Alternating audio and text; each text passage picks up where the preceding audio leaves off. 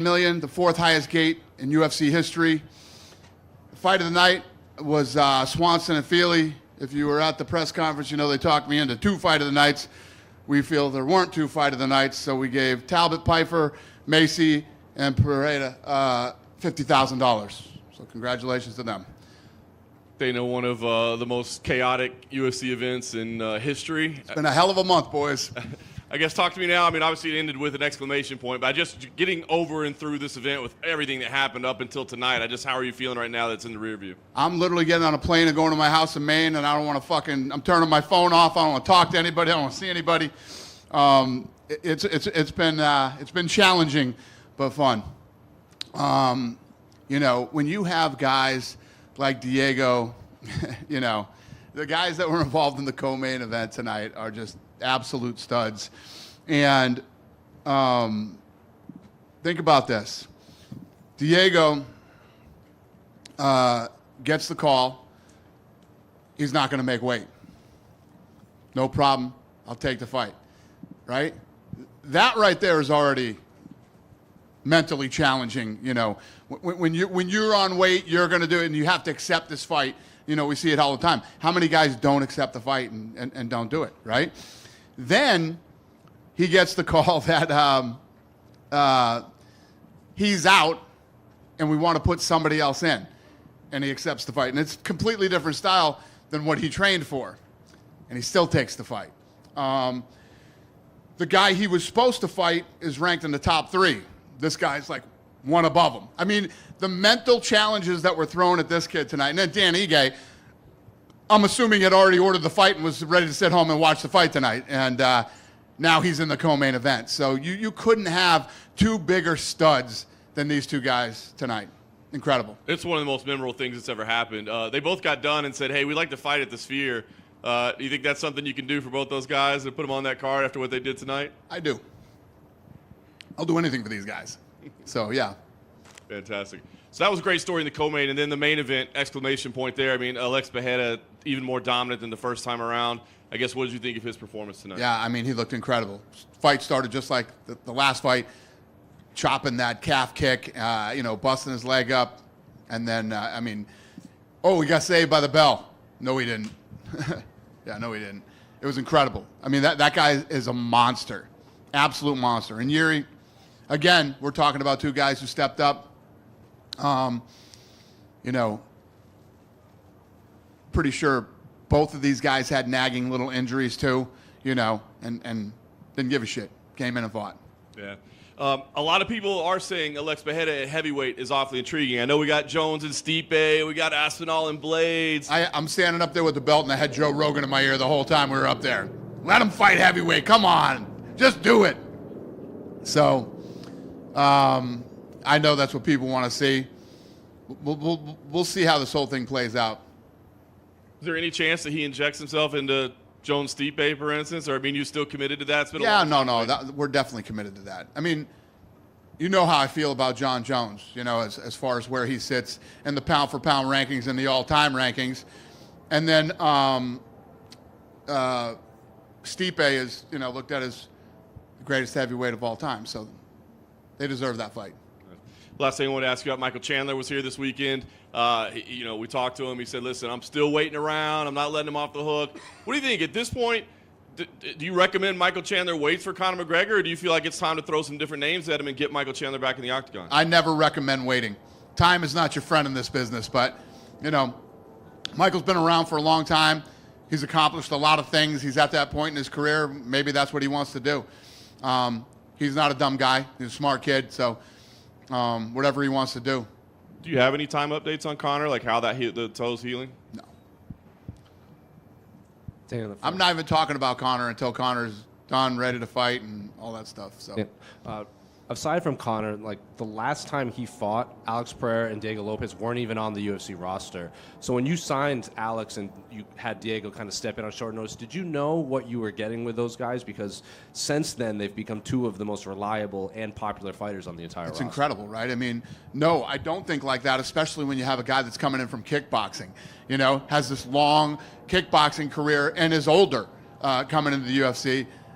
I think the exact opposite. This guy's not going to do very well here. He's going to get taken down, smashed, submitted, all that kind of stuff. But, man, was I wrong. And I know you've had a lot of big free agent signings like Chandler, MVP, Kayla Harrison, but Alex Pereira has to be up there for, just biggest free agent signings you've had in promotion history. No doubt about it. Could not agree with you more. What did you make of Ian Gary's? How come there's fucking... how many helicopters have you seen in Las Vegas fucking ever, right? We do press conferences and it sounds like a fucking MASH unit here or something. This is insane. What did you make of Ian Gary's performance against MVP? Yeah, Sean and Mick felt that fight would play out exactly the way it did. We talked about leading up to this fight.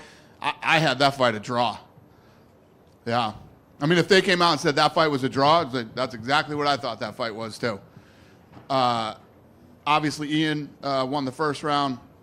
MVP won the second round, and it was 50-50 in the third round. You know what I mean? What was crazy was MVP had that top position, and he gave it up. He could have just rode that thing out and won the round. He stood up and gave up that top position. This is fucking crazy.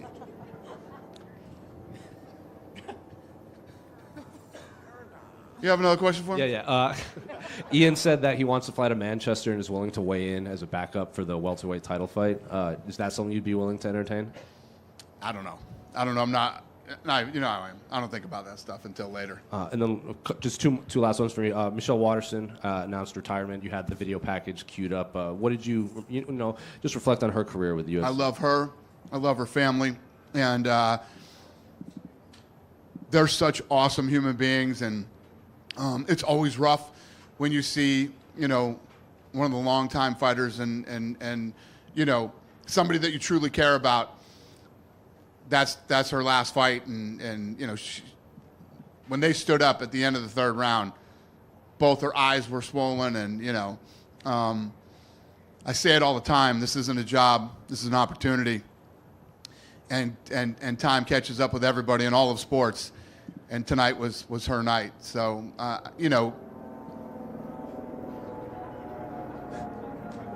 it's like a prank or something. This is so crazy. I love her family, and I wish her nothing but the best. I told her tonight this will always be her home. You ever want to come work out at the PI, you want to have lunch there, or you want to just use an office, whatever you want to do, it's always your home. And the last one for me, a couple other veterans, Anthony Smith, Andre Arlovsky, Cub Swanson came up short. What do you want for them what are you going to do with them in their careers?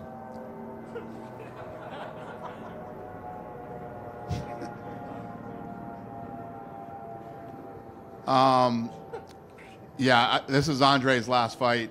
I don't know what Cub's going to do.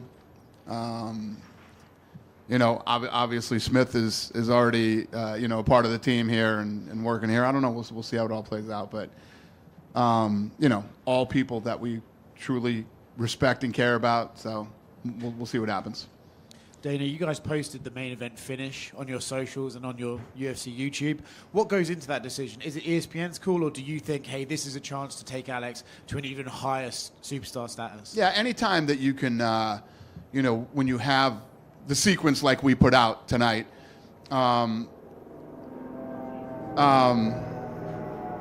that's probably people leaving. This is insane. This is literally crazy. But we talked to ESPN and.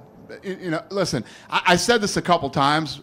When I first got into business with ESPN, you got to work out all the kinks and bugs and working with each other.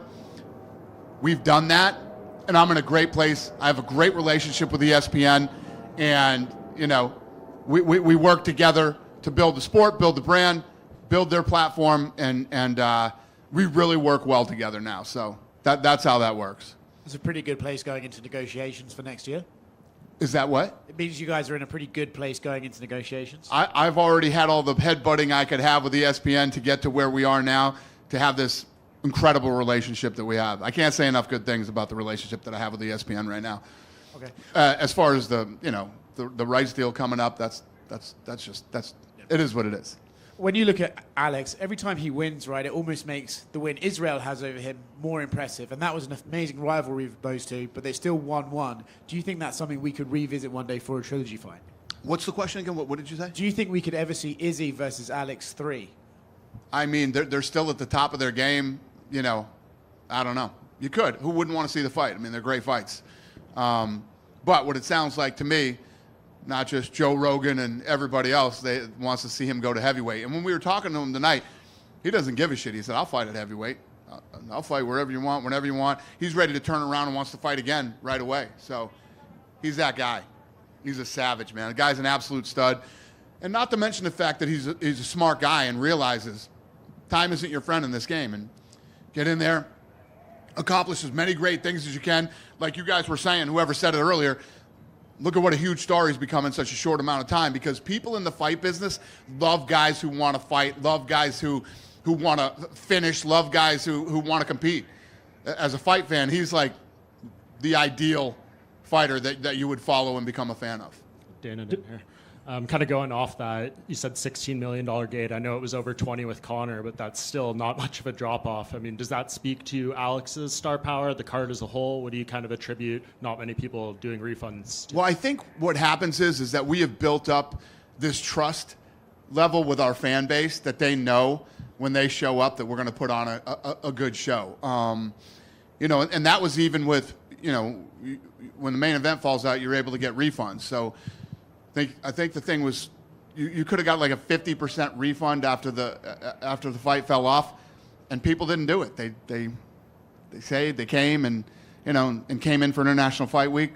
So yeah, I think it's a testament to the trust that we have built with our fan base. Is Alex one of the more unique personalities you've seen? I mean, he's going to the airport to come to the fight, stopping and changing some random person's tires.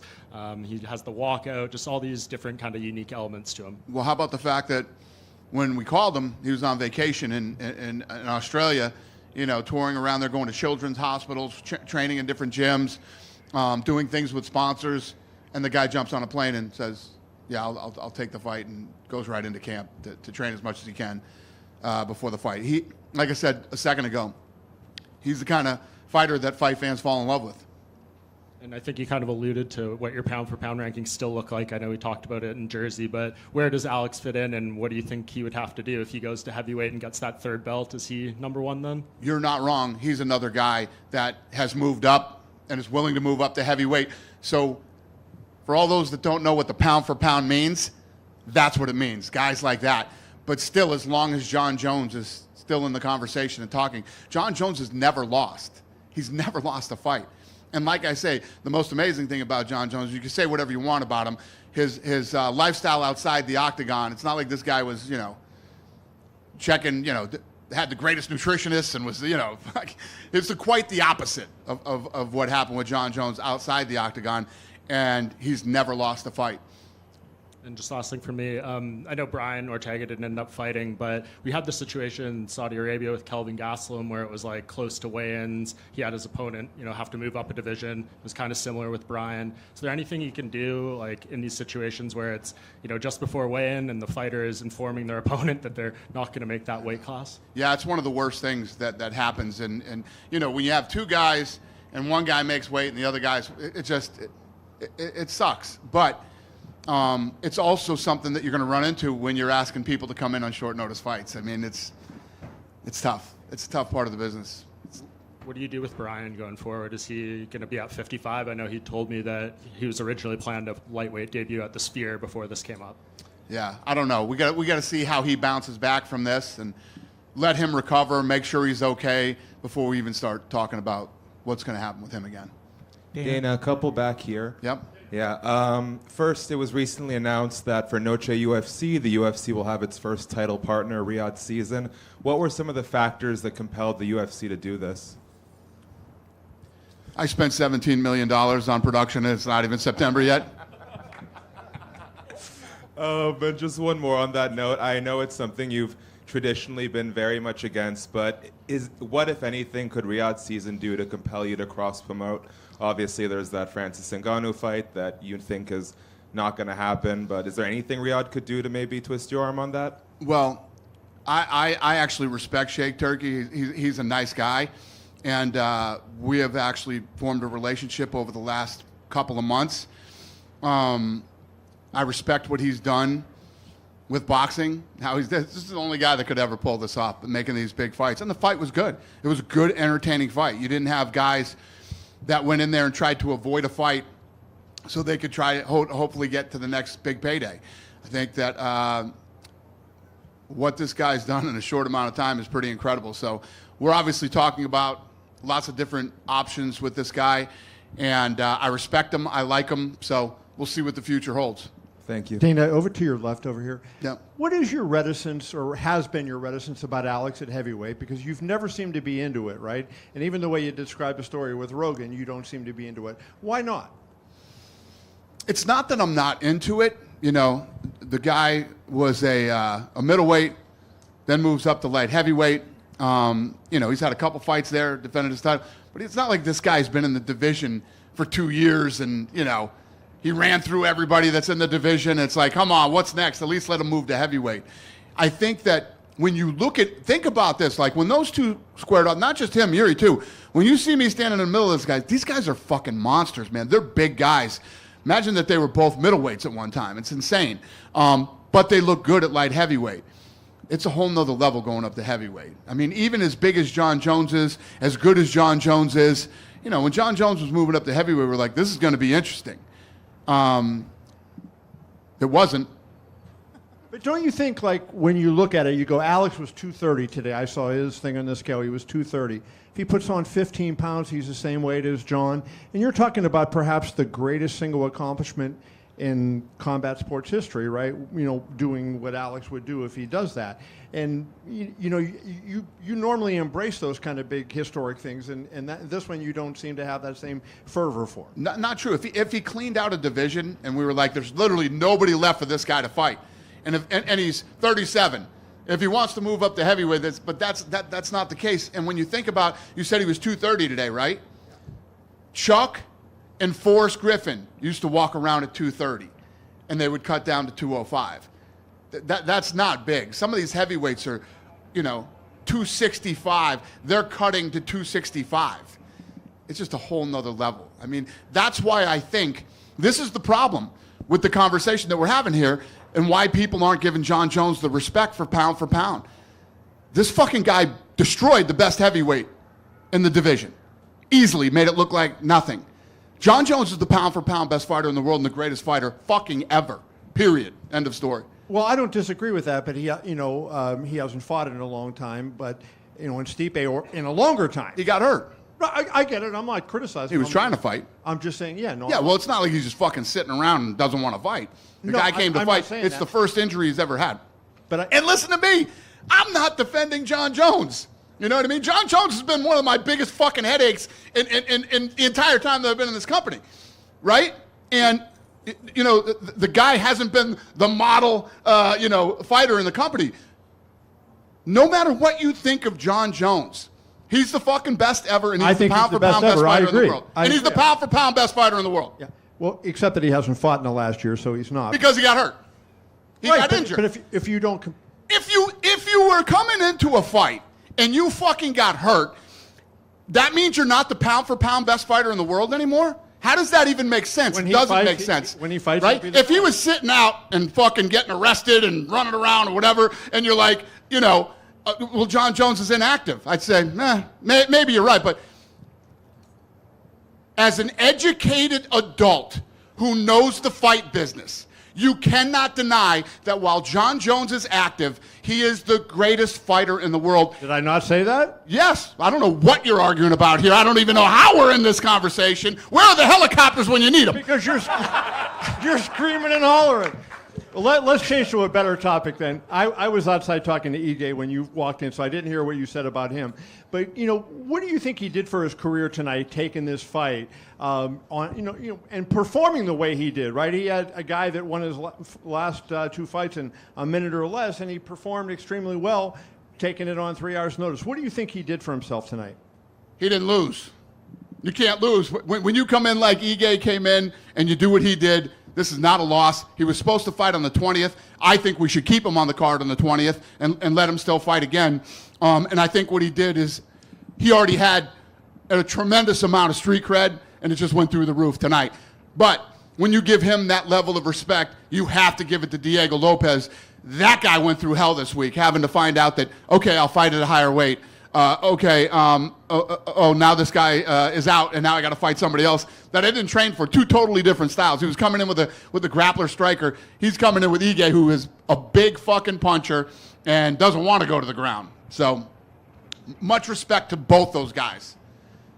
Dana over here. Dana, right? Yep. About a month ago, Roku released Fight Inc., and which gave fans access to see what goes on behind the scenes, know a bit more about the war room, and they also got to see the crazy stuff that you guys go through that we may not have seen in first glance. What do you think an episode of UFC 303 would look like on Fight Inc.? Yeah, no, this would have been a hell of an episode. Yeah, that's a one and done. We're never doing that again. It's disruptive at work, and it was fun to do one time, and I'm really happy with the response that it got, and so is Roku. But yeah, Awesome. it would have been a hell of a show. Awesome. And another big moment from tonight was Peyton Talbot and his performance inside 20 seconds. What did you make of that, and what do you think we'll see from him out of the future? Yeah, great fight for him. Good test for him too. This was supposed to be like a big test for him. That's why we did, if you don't know, with this fight, and we know now. That kid looked badass tonight. He is awesome, and I look forward to seeing this kid grow and what's next for him. For sure. And a lot of people are talking about Brian Ortega's fight week attitude and how he approached the media and a lot of things this week. And then What happened? I don't know anything It about was it. just kind of like more bland than usual. I mean, No, listen, I told the matchmakers yesterday, he was acting very strange during the weigh-ins yesterday, and yeah, it was definitely, he was definitely off. yeah, I was going to say this. I don't know what's wrong. I don't know if he has personal problems. I don't know if he probably started cutting weight, trying to get down to weight early and probably didn't feel great, or whatever the thing was. There was definitely, I don't disagree with you. There was something off with him. So that's why I was saying when he was asking me about what do you do with Ortega now, you let Ortega rest and heal himself and figure out whatever's going on with him. And then when we feel that he's right, we'll talk about a fight again. For sure. And last one for me. I know we're less than 3 months out from No UFC, and I know you guys had a lot on your plate this week, but is there a timeline when we can expect an announcement for the main event and all that stuff for that? Yeah, so today was a big day because our board of directors and a bunch of other people flew out today and wanted to see where the fuck all this money was going. So I walked everybody through the I have this, you know how I am with these rooms, I have to see things on a wall, and you can't just talk to me and I can't do it in my head. Like, these guys will call me up, fucking Sean, Mick, and Hunter will call me up and say, all right, we want to move this fight, we want to do this. Stop talking to me. I'll see you in the war room. We go in the war room, I look at it, I can see it. So I built this whole room out that walks you through exactly what's going to happen at the Sphere. So I walked everybody through it today. I mean, our board of directors and all the other guys that came in were just fucking blown away, and everybody's so pumped about this thing. I don't know what the hell you asked me, but the fights will be announced soon. Is that what you asked me? Yeah. We'll announce the fight soon because there's a lot of production that has to start like tomorrow on this thing. Thank you, Dave. It's going to be incredible. It's going to be the most incredible fucking thing that anybody has ever seen in sports. Dana, in the Sphere, it's going to be right here. Hey, In the Sphere, it's going to be incredible. How do you make it incredible for the people watching on pay-per-view? boom, great question, my brother. So normally when we do a fight, we have a truck, there's going to be 4 trucks for this event. There's going to be 4 trucks. And we have assembled like literally the most rock star team on the planet. When I eventually get you guys in and walk you through what we're doing, I mean, the amount of Oscars, Emmys, Grammys, the list goes on, that the team that we've assembled to pull this thing off. But there will be a director who will just be filming the inside of the Sphere to make people at home feel like they're there. What we're going to attempt to pull off, I told you a million times, you're like, oh, he's always fucking, I'm telling you right now, this will never, ever be replicated. Nobody will ever do this again. It won't make sense for anybody. It's just too much money.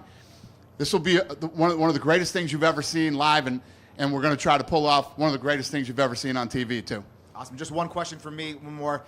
Ian Gary said that you guys offered him Colby Covington. Is that true? And did Well, he Colby was give you a screaming reason? at us through the octagon, I want Colby Covington next.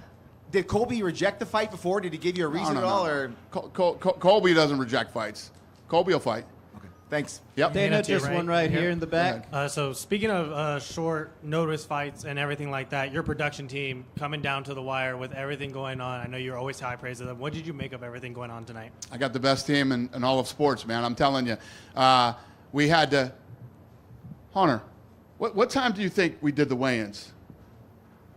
Yeah. We did the weigh-ins at 6:30 tonight. So we had to do the weigh-ins. They had to edit. They had to cut. Had to build. Come up with this whole promo. They didn't even know. We told them like maybe 20 minutes before that. So these guys are ridiculously badass. Our production team is the best in the world.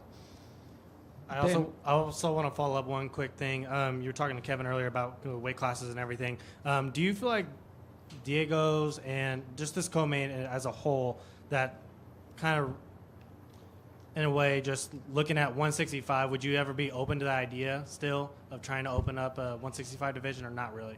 Never, ever. Not while I'm here. Dana, Yeah. right back here. Dana, International Fight Week, obviously all week you had the convention, you also had the Hall of Fame. How happy are you with what you were able to bring to the fans leading up to fight night in terms of the festivities? Am I happy about it? Or just how do you feel overwhelmed. about everything came together and what you were able to bring to the fans? And can you tease something new in the years to come to improve it? Well, that's what International Fight Week is. And every year we try to bring something different and new. I thought what was cool this year is the deal that we did with Topps. And me and Ruben went out there and, Ruben was giving all those cards away. I mean, some of those groups of cards are worth $4,000, $5,000. And they were literally, we did this, opening, and he gives those cards away. I love that, and lots of other things that we've tried. And yeah, and Power Slap. Who went to Power Slap last night? It was fucking awesome. We had an unbelievable night last night with Power Slap, and the answer is yes. Love International Fight Week, and always trying to come up with new, fun things for the fans. Thank you. Thank you. Dina, hey, perhaps it's very premature to ask this, but Ecuador, I'm from Ecuador, and all the Ecuadorians would like to know if we can be able to see Michael Morales on Sphere on September. What's the question? Oh, we haven't announced the card yet, sir. This event would be like the best of the all of events again in UFC. What's he asking me? Is what? Oh, well, first of all, I will tell you this about the Sphere. It will be the biggest gate of all time, number one. Number two, it won't be the greatest UFC event of all. It will be the greatest sporting event of all time. This is gonna. Did any of you see U2? Has anybody gone there and seen U2? Okay, very few of you. Did any of you see the other thing? The other, what is that? Life or whatever the hell that thing is? You saw it? And what was your opinion? What did you think? So what's crazy is, I don't want to tell too much because we got a documentary coming out that you guys got to watch, but Tom Brady called me and said, you want to go to U2 with me? I said, when is it? He said, this weekend. I said, I'm in. I went to U2 and I watched the show. And halfway through the show, I was like, holy shit, this is incredible.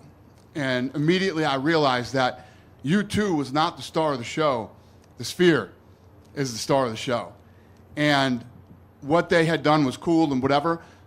We are going to take this thing to a level that it's just, and I've told you about my what I think of Mexican people, right? One of the baddest human beings that have ever walked the face of the earth are Mexican. Mexican people are very tough, durable people that work hard. They support each other and very loyal to other Mexican people. They'll work hard all week and spend their entire paycheck to support other Mexican people. And this show is literally going to be a love letter to the people of Mexico. Their history, their heritage, their toughness, their durability, and their future. I'm telling you, bless you, sir. It's going to be awesome. I'm really, really, really pumped up and excited about this. So, if you can't tell. Real quick, Dana, I assume you were too busy the last couple of days to see the NHL draft at the Sphere, but Yes, I was. Did you get any feedback maybe from what they were able to do from your team of what they saw? What I did see was how they did the rankings went all, or the draft thing went all the way up. That's going to be like fucking kids playing with crayons compared to what we're going to do. Literally, kids playing with crayons. Dana, Yeah. you're right. Yep. Can you, with Alex Pereira, can you just talk about him bringing life back to the light heavyweight division? It's always been the glamour division of the UFC. Tito, Chuck, John Jones. Then after John Jones, it was just bleh for a little bit, and now he's brought life back to it. Well, that's rude. Yes, you're right. He has, and that's why everybody wants to see him jump to heavyweight so fast. I want to see him fight some more guys in that division. So, yes, the answer is yes. Yeah, he sure has. Can you, when Mayra Bueno Silva ran over to you after her fight, what was she saying to you? She was spraying blood all over me and Ari Emanuel. I had blood on my face, on my head, on my suit, in my mouth. She said, "Can I jump out of the octagon?" And I fucked up and said yes. I should have said, "I'll talk to you in a little while." But she, you know what she was saying. She's tough. She's like, "This is bullshit. You shouldn't have stopped this fight." And I said, "No, this was a good stoppage. You have a nasty cut on your forehead, and you're bleeding all over us." And my final question, it's a little older news, but you've been around the fighting for a long, long time. What were your thoughts on Ryan Garcia? He was acting crazy up until the fight. Then everyone was like, he's not fit to fight. Then he says he was faking the fight. Goes out there, beats Devin Haney, tested positive. What was your thoughts on this whole fiasco? Well, first of all, none of that is any of my business. You know what I mean? It's not my card. It's not my whatever. But I think that with all, I hate talking about drug testing, but with all of our knowledge that we have in the years that we've been drug testing, we believe the people who handle the drug testing that he had tainted, he took a tainted supplement, and that he did not cheat. And if he had the right people around him and had the right, that wouldn't have happened. We're pretty confident it was a tainted supplement. I got no skin in this game. I don't give a shit. You know what I mean? It's not my fight. It's none of my business, and not my place to even talk about it. But from what my team tells me, and these guys are the fucking best, tainted supplement. Dana, right here in the front. Yep. You're right here. We've talked about strikers over the years. Anderson Silva is one of the most decorated strikers. Israel Adesanya is Alex Pereira now the best striker that you have ever seen in the octagon? That's a good question. Off the top of my head, I don't know. I mean, I have to, Shogun Hua. I mean, there's so many guys that have been here. But there's no doubt about it. Like that gentleman just said, he brought back excitement and energy to the light heavyweight division, and he's a bad boy, man. Kicks, punches, the way he his defense, the way he blocks punches, he's definitely up there. One more for me. In terms of meteoric rises, have you ever seen somebody ascend as fast as Alex Pereira? We saw how quickly Conor McGregor moved up, but I think this is even faster. Yeah. No, we have. Israel too. I mean, you got to give it to Israel, especially these guys that came from, one-dimensional sports, and then they're able to come here and compete like they have. It's very impressive. But he's definitely one of the fastest. I mean, that actually might be a stat, right? Is he the fastest? Fastest double champ ever. So the answer is yes. What the fuck I was just babbling about before that. Yeah, the answer is yes. In less than 3 years, Alex Pereira's got 8 wins, titles in 2 different weight classes. Do you think he's the face of MMA? Yeah, listen, you saw it tonight. What happens when he walks in. I think, I told you, what I tell you? 3rd and 4th highest gates are him. Yeah, 3rd and 4th highest gates are him. So, I don't know if he's the face, but he's definitely one of the biggest stars in the sport. What were you talking to Dan and Lopez about through the fence after their fight? I was talking about to Dan and. Oh, when I went up there, no, I just told them thank you, and we respect you guys so much, and when guys do what these guys did, it's like if you look at the people who've stepped up in the last three events or whatever it is. Look at Whitaker. I mean, Whitaker just went through this same exact thing. And I said the night at the press conference, I don't care what you try to say. I don't know what anybody's going to say about that. Fucking Alaskarov is a bad dude, man. And to have that switched out, and especially where he was sitting in the rankings, Whitaker, for him to accept that fight and take it, it's a different day and age, man. These guys are all built different than back in the day. And you have to give a lot of credit to the coaches. I mean, I don't know if you remember back in the fucking day when those guys wouldn't let John Jones fight fucking Chael Sonnen on short notice. Thank God those fucking days are gone, okay? That's the silliest thing I've ever seen in the history of the sport. So you got to give a lot of credit to the camps and the coaches. Yeah, and changing pace a little bit, Callum Walsh, the Irish boxer, he's been around the fight week. Did you see his fight earlier this month? Who'd you say? Callum Walsh. Oh, yeah. I love Callum Walsh, yeah. Callum Walsh has been like a fun project for me, man. I love the kid. Freddie Roach really believes in him. And last year... We're gonna do a fight with him in Ireland. Last year, you told me that he would be 1 year away from a world title shot. Do you still think he's kind of... We're gonna do a big fight with him in Ireland. For a world title? Yeah, I don't know if it's a world title. I don't know what the title is. Yeah. This is Tom Loeffler is his promoter. Yeah. This is like, I'm doing this for fun because I like the kid and I like boxing, and I have no skin in the game other than I like the kid, and I'm having fun helping him build a career. Tom told me that he likes a fight with Xander Zayas. He's represented by Bob Arum. Do you think you'd be able to work with Bob for a fight like that? He's such a dick. I don't know. I don't want to. But I guess if it was good for Callum, I guess we could try to figure it out. And you imagine trying to work with fucking Bob Arum. You know what I mean? Look at all the shit that this guy has said. Even through COVID. Dana White is what did he call me? A guy with flawed intelligence. And yeah, you're a real fucking genius, buddy. You've done a lot of great things with this sport. The guy basically had him and Don King that ran the sport for all those years. And what the fuck did he do? And where's he at now? What's his company worth? You know what I mean? Yeah, you're a real fucking genius talking about people with flawed intelligence. Yeah, me and Bob Arum probably wouldn't work together. Thanks, Dana. Congrats tonight. Yeah, please. Thank you. Dana in the back, in Yep. the middle, right straight down in the middle. Hi. With as fast as the business is moving, you've got productions all around the world now. Is the business at a place where fighters really have to just always be ready? It's not just when your fight is coming up, because things seem to fall out all around the world. And so do you need fighters to understand that now? Well, you're either that guy or you're not. You know what I mean? It's not like, hey, everybody on the roster needs to be ready and needs to go. You're either built that way or you're not built that way. And that's what I was just talking about a second ago.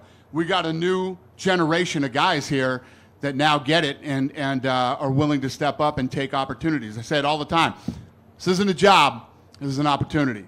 And like Dan Ige. Dan Ige was fighting here on the 20th, and he slid in tonight as the co-main event on International Fight Week, lost the fight, basically got a standing ovation in the place, right, for losing the fight, and that's what people respect. Those are the type of fighters that people like.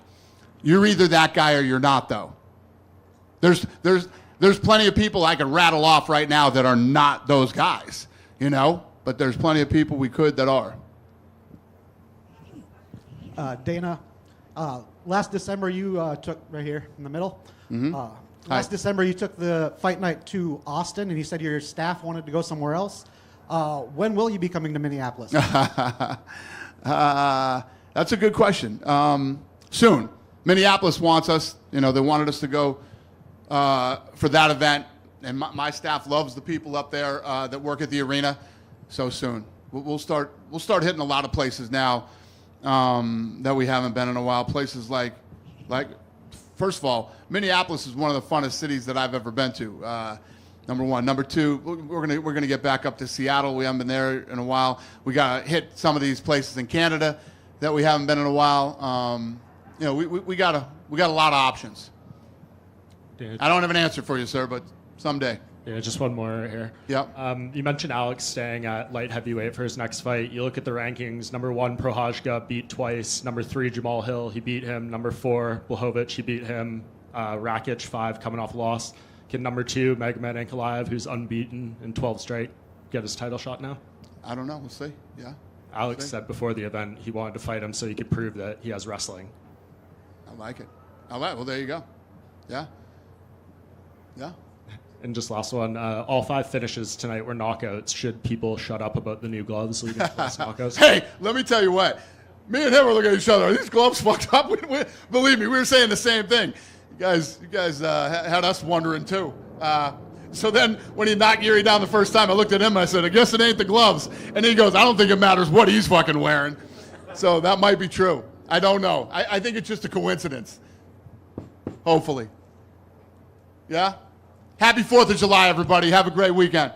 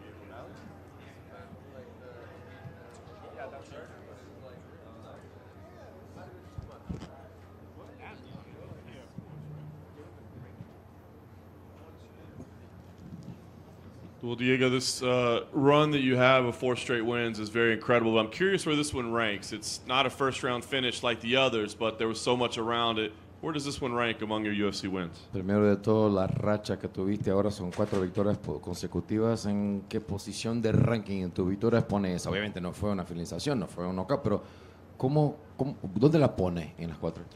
For Fish, I told you yesterday, anyone, anytime, anywhere. I'm ready to fight every time. No problem. Eu creio que com o que acaba de suceder pois, nas últimas 48 horas, eu creio que necessito um pouco mais de respeito a meu nome agora, não? Então, eu creio que estou listo para tomar uma pelea contra qualquer de top 5. I think with everything that happened in the last 48 hours, I think people need to put some respect on my name. I think I'm ready to fight anyone in the top 5. Very nice. You had like 3 hours to prepare for it. So, how did the fight play out versus your expectations? And was Dan maybe even tougher than you expected to be stepping in so late? O sea, tuviste 3 horas básicamente para preparar la pelea. ¿Cómo fue la pelea en relación a tus expectativas cuando subiste de eso? Porque y Denigue, ¿fue más peligroso y más duro de que lo esperabas?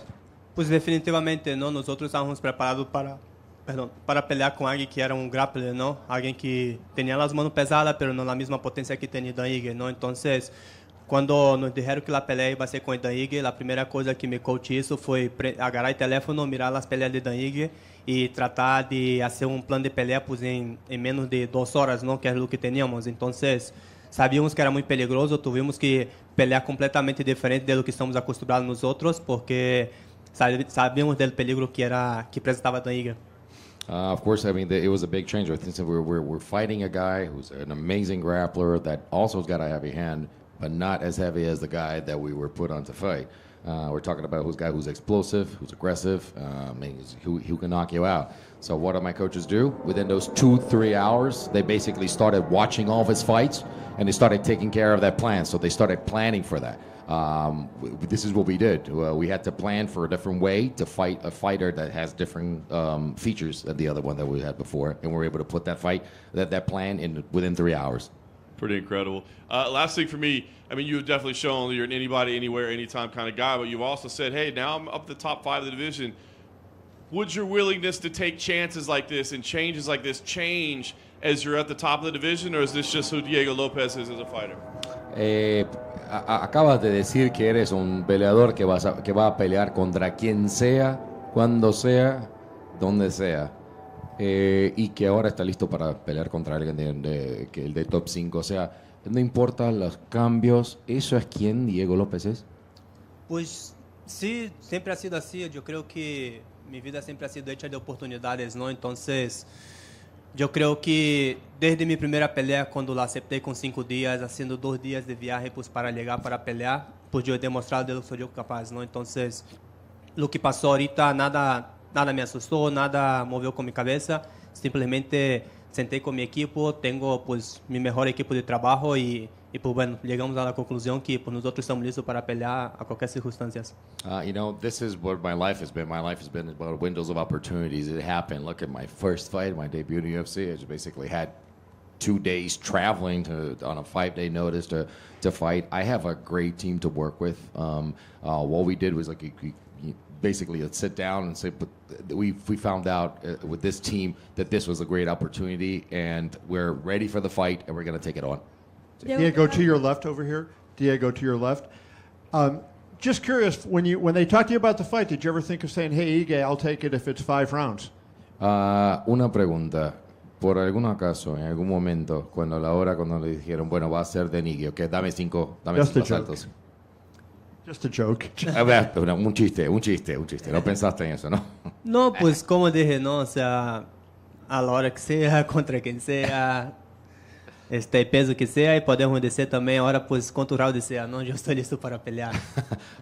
Look, just like I said, anywhere, anytime, any place, and as many rounds as you need. How long do you think this is going to follow you, right? Because what you've done, you've had those great finishes in your last 2 fights in the first round.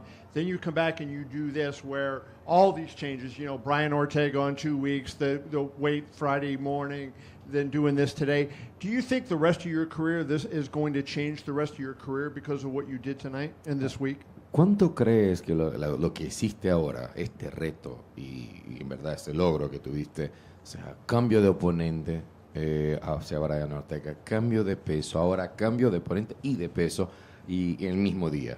¿Cuánto crees que eso te va a seguir en tu carrera? O sea, ¿crees que bueno, obviamente vas a continuar, pero ¿cuánto crees que este logro que tuviste hoy va a estar contigo? Pues yo creo que por mucho tiempo, ¿no? Igual pues yo creo que he demostrado también que puedo tomar buenas peleas si necesito en 155 más adelante. Entonces, yo creo que tengo la capacidad pues para seguir haciendo cosas como estas, ¿no? Entonces, pues solo es UFC llamarme que yo estoy listo. I think for a long time because I actually showed people that I'm able to actually take on some good fights at 155. So maybe at one point in my career. But what I showed is if the UFC calls, I'll be ready. And just curious what the conversation you had with Dana in the octagon when the fight was over. I saw he was very complimentary of you and you guys had a nice conversation. What was that like? Y un poco curioso para saber cómo fue la charla con el jefe y cuando hablaste con Dana White, cuando habló contigo del octágono. O sea, ¿qué te dijo? Me parecía que estaba hablando buenas cosas de ti. ¿Puedes comentar en eso? Sí, claro. La verdad es que se acercó conmigo, pues habló buenas cosas. Dijo que lo que acabo de hacer, pues era algo imposible que pueda repetir, ¿no? Y que yo hice mi trabajo ahí arriba, hice mi trabajo en DCC, en todas las circunstancias, pues que aparecieron, ¿no? Cambio de peso era 145, yo dije que sí con 2 semanas. Cambiaron a 155, 5 horas para el pesaje, yo dije que sí. Cambiaron el oponente y otra vez la pelea a 165, yo dije que sí. Entonces él me dijo que por essas coisas hice un buen trabajo y ellos van a hacer el trabajo de ellos afuera.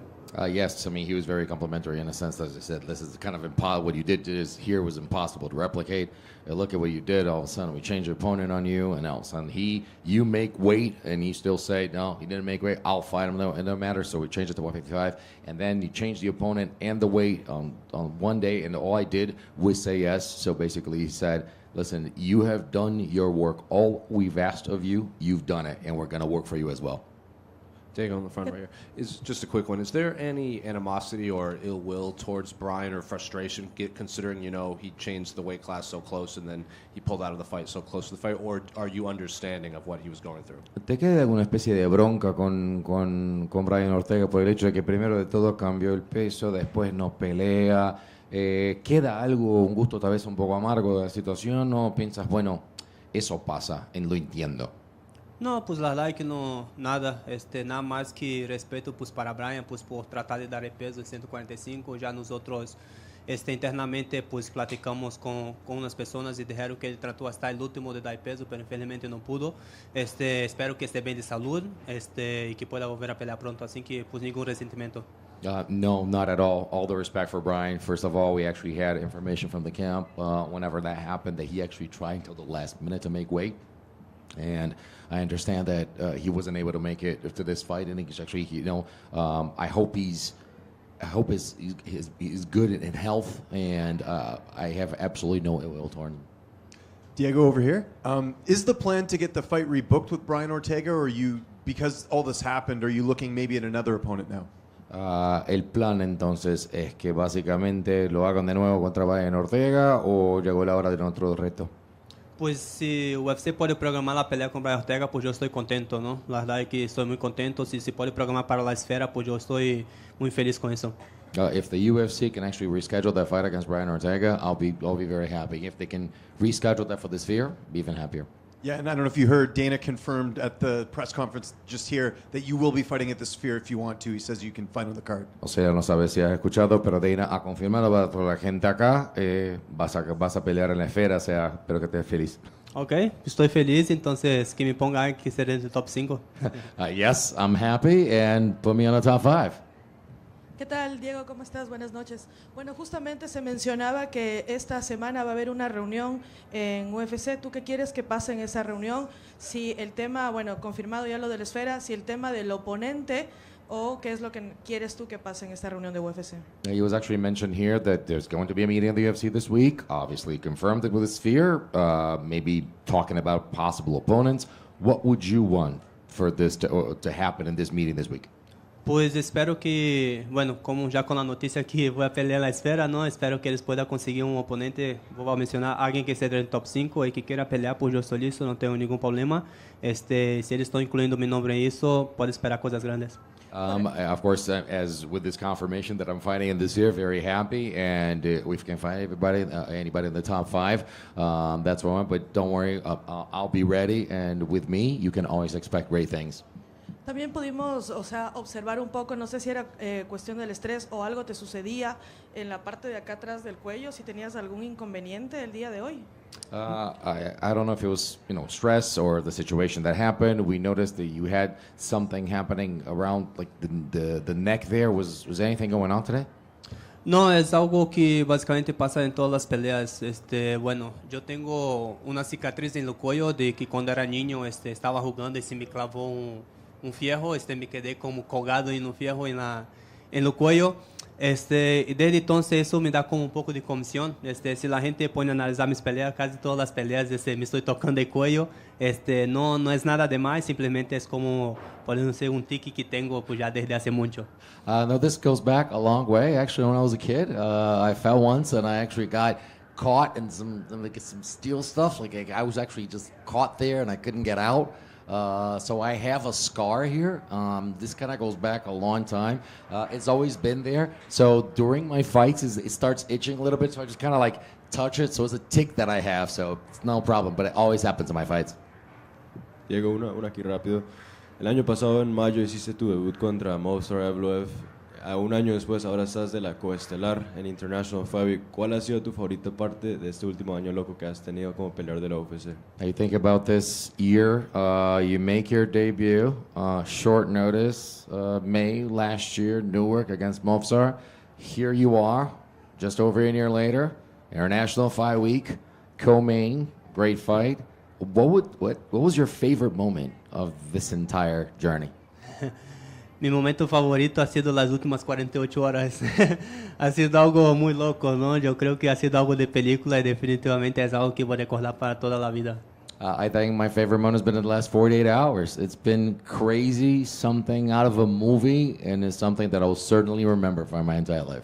¿Y qué sientes cuando haces la entrada aquí en el T-Mobile Arena y todo el mundo está gritando Diego Lopez y te están apoyando? ¿Tú te imaginaste que algún día va a pasar esto? What do you feel when you get into and walk out on T-Mobile Arena and everyone's yelling your name and supporting you and cheering you on? Did you ever think in your life that this was going to happen? It was going to be this way? Siempre ha sido mi objetivo, ¿no? Siempre ha sido mi objetivo, pero no pensé que fuera a pasar tan rápido. Pero yo creo que como está sucediendo las cosas en mi carrera, la gente se está agarrando ese cariño, ¿no? Entonces yo solo estoy disfrutando y alimentándome más que pueda y disfrutando cada momento. This has always been the goal in my career. That's what I've always wanted. I never knew it was going to be this quick, but I think because of everything that's been happening, people are just, giving me all this love, recognizing you, just sending all this love, and I'm just enjoying this moment right now. Diego, what's the plan for the hair? ¿Cuáles son los planes para tu pelo? Igual, no hay planes, nada más retocarlo cada que sea posible y listo. Same, no plans, just getting a haircut once in a while, that's it. Diego over here. Dana says that Mexicans fight. I know that you're not Mexican, you're Brazilian, but he says that Mexicans fight with a certain ferocity. You living in Mexico, do you feel like you're a Brazilian that fights like a Mexican? Dana dijo cuando estaba acá que los mexicanos son bravos, que son fuertes, que pelean feroz.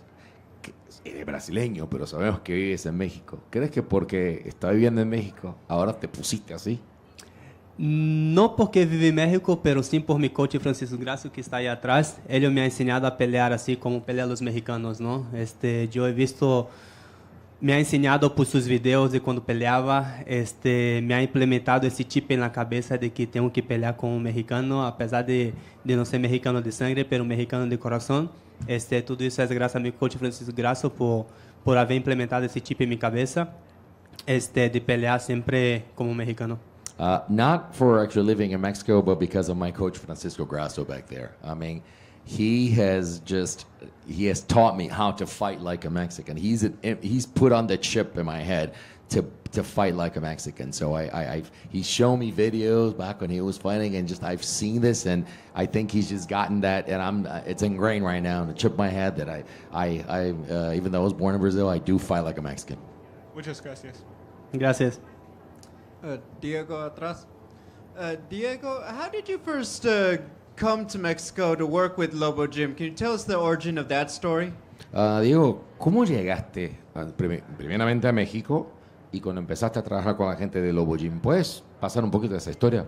Sí, puedo resumir rápido. Yo llegué a México en 2015, empecé a dar clases de Jiu-Jitsu.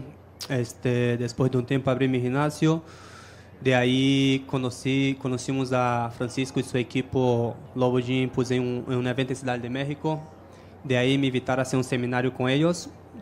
Ese seminario, nuestro coach Francisco dejó la invitación abierta de cuando quisiera regresar, poder regresar con ellos.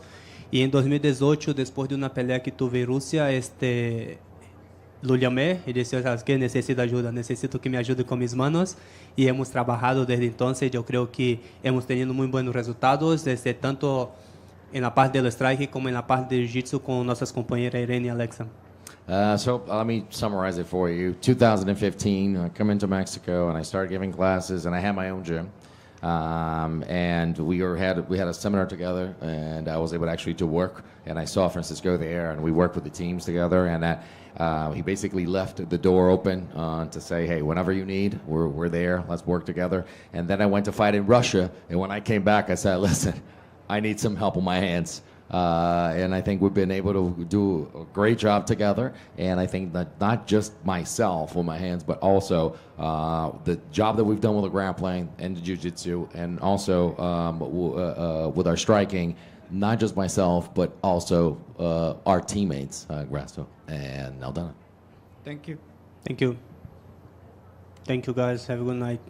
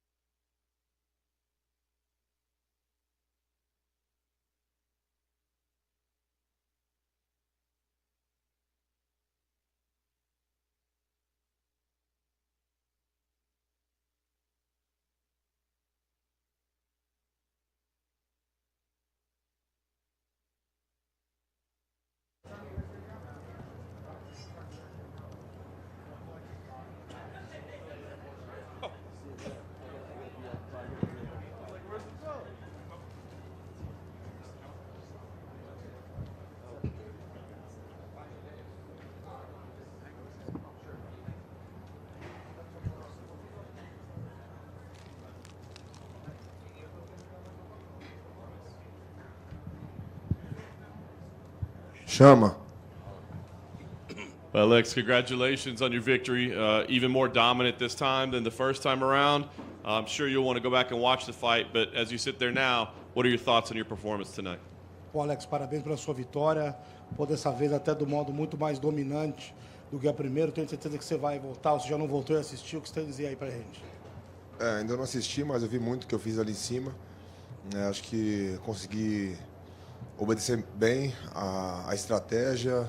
Como eu falei, estava treinando.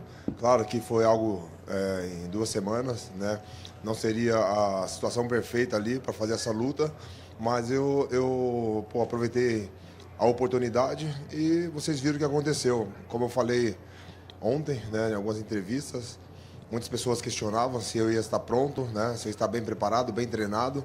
Muitas pessoas iam ali fazendo meu trabalho, andando com os carros e algumas pessoas não estavam acreditando. E ontem eu falei assim, no sábado não tem como esconder isso. No sábado a gente vai provar para ver quem está mais preparado. E eu provei isso. Well, as you guys can see, I was training. I stuck with my strategy.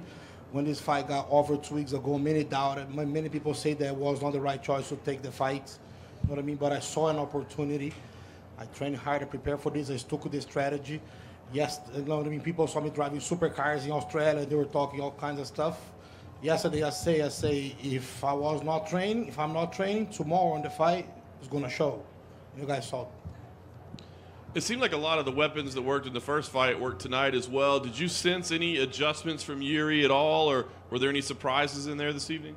Parece que a maioria de suas armas da última luta funcionaram hoje. Você viu alguma diferença no Yuri, alguma estratégia nova dele? Bom, sinceramente não. Eu acho que, como eu falei, né, eu estou num processo de evolução. Eu sou novo no MMA. Pô, ele é um cara mais velho, né? Então eu acho que ele evoluiu muito, né? E hoje a evolução dele é mínima e a minha ainda, pô, é só o começo. No, nothing new. On my end, I think I'm still in the process of evolution of MMA. I'm keep evolving a lot. He's a guy that is older, been training for longer, so he probably evolved a lot back in the days, but not now. A little bit of confusion at the end of round 1. You dropped him. It was so loud, most people couldn't hear the bell. Did you think the fight was over at the end of round 1, or did you know that it was going to the second round? Pouquinho de confusão no fim do primeiro round. Você jogou aquele cruzado nele, ele caiu. O pessoal não sabia se entrava porque a luta parou, entrava porque o round acabou. O que você sentiu ali? Não, na hora eu já vi, né, que ele sentiu o golpe, né? Mas tudo tem uma regra. Né, se ele não conseguisse levantar, não sei o que queria acontecer. Acho que iria interromper a luta ali, mas acho que de uma forma correta. E, bom, como ele levantou, eu vi que ele tinha um tempo para se recuperar e até imaginei que ele iria vir mais forte. Falei para os meus corners assim, pô, acho que agora ele vai vir um pouco mais agressivo. Mas eu acho que ele até tentou, né? Mas já de início ele tentou manter a calma ali. Os golpes ali dele estavam um pouco lentos, chutes e...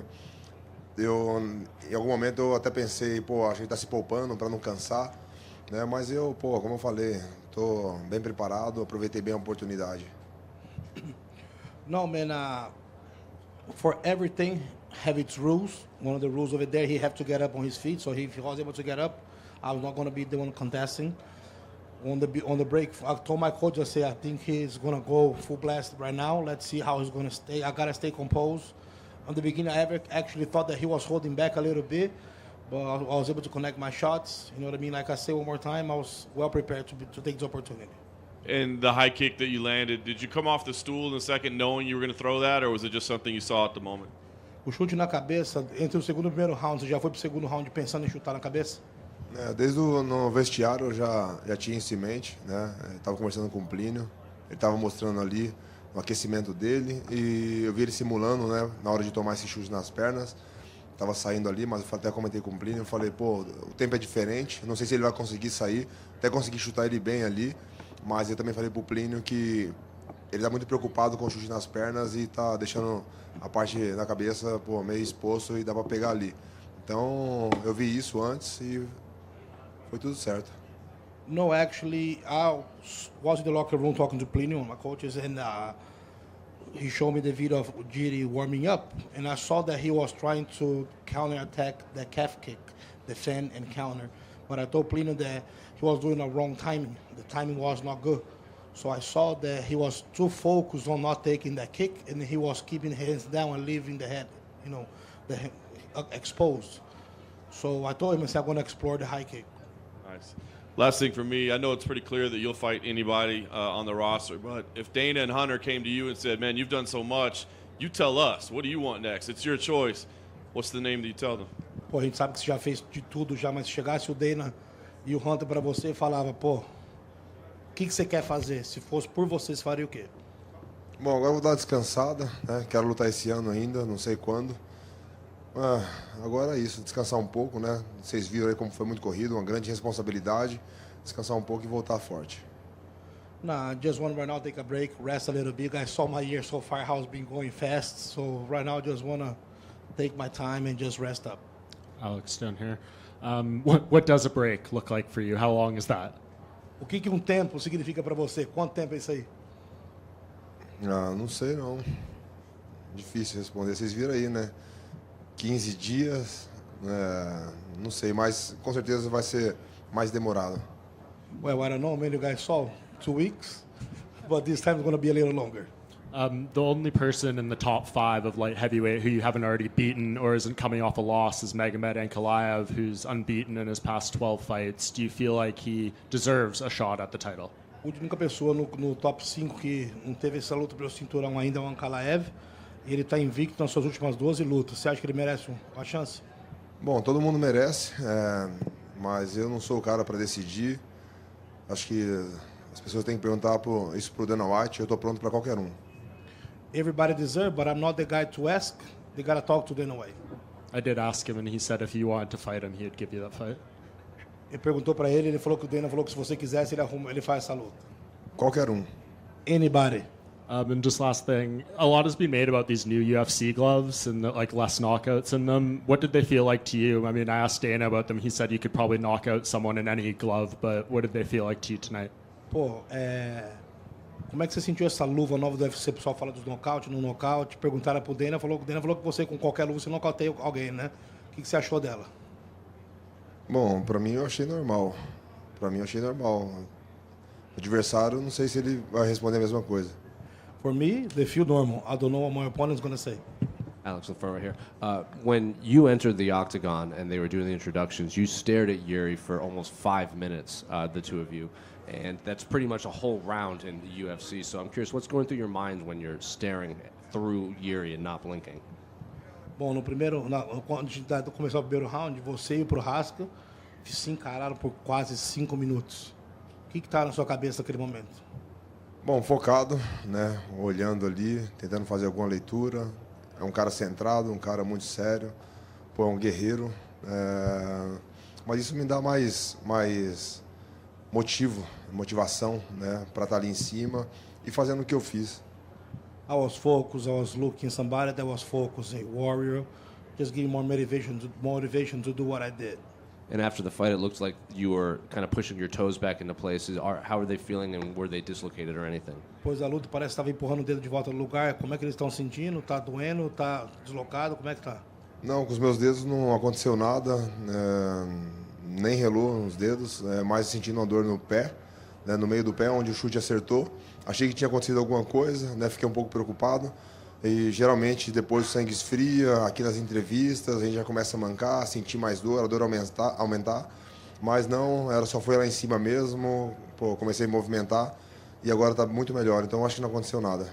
Nothing in my toes on the top of my foot, I thought I had hurt a little bit, but compared to all the fights that I had, by now I should be limping and everything, so it feels fine, I'm good. Alex over here. After your fight, former opponent Jamal Hill went on Twitter and he said, quote, "I'll sleep the next guy and then we go again. Great win, but we are not done." What is your reaction to that? Bom, depois do seu nocaute, Jamal Hill comentou, legal, eu vejo o próximo cara, depois vejo você de novo. A gente ainda não terminou. Tá bom. Ok. And obviously you've accomplished a lot in such a short amount of time inside the UFC. Whenever that day comes that you do decide to hang it up and call it a career, where do you think you will rank amongst the greatest fighters of all time? Pô, você já conquistou muito no UFC já. No dia que chegar que você acha que você tem que pendurar as luvas, onde que você se colocaria no ranking dos melhores de todos os tempos? É difícil, né? Isso não sou eu que decido. Muitas pessoas tentam se colocar numa posição E as pessoas que têm relevância, né, a isso, né, diminui as pessoas, tem outras pessoas que talvez não merecem, eles colocam o nome lá em cima. Eu vou fazer o meu trabalho, eu acho que está sendo um trabalho muito bem feito, muitas pessoas aí se espelhando, se inspirando em mim, eu motivando essas pessoas, para mim é o que importa. No, man, I'm not ranking myself. Like, you know, I mean, people sometimes they go and do the same, and they lose credibility with other people. People do whatever. I just like to be fighting and keeping motivating people to do the same. Alex, back here. Was wondering, how proud are you to have been promoted to yellow belt in judo by Kayla Harrison? Alex, queria saber quão orgulhoso você está de ter sido promovido à faixa amarela pela Kayla Harrison de judô. Não, com certeza, muito feliz. Eu fiz um treino com ela.